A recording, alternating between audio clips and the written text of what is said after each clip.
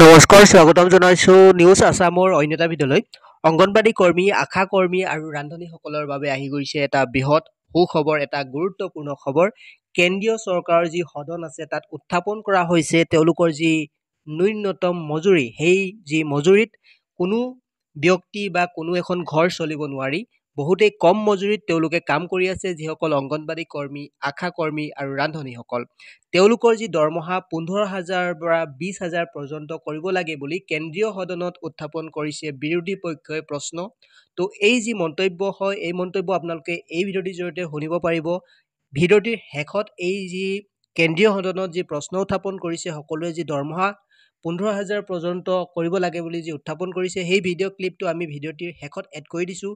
যদিহে আপোনালোকে আমাৰ চেনেলত পোনপ্ৰথমবাৰৰ বাবে আহিছে, তেনেহ'লে চেনেলটি ছাবস্ক্ৰাইব কৰি কাষৰ বেল আইকনটো প্ৰেছ কৰিবলৈ নাপাহৰিব। আহক আজিৰ ভিডিঅ'টি আৰম্ভ কৰোঁ।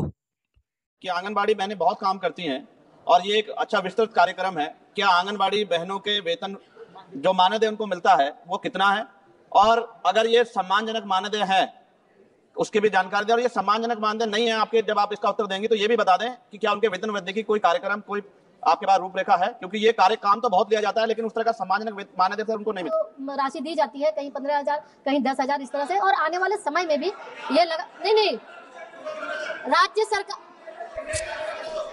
महोदय, विभिन्न राज्य जब ये कार्य तो अलग अलग वो टॉप अप देते हैं, और टॉप अप के माध्यम से देखेंगे तो विभिन्न राज्यों के इसमें मानदेय एक रूप में नहीं है। हम क्योंकि इस प्रश्न से संबंधित नहीं है, हम आपको डिटेल आपको देंगे कि किस राज्य में कितने दिए जा रहे हैं। भारत सरकार समय समय पर 2018 में भी बढ़ाई है, और हम जैसा महसूस करते हैं उनको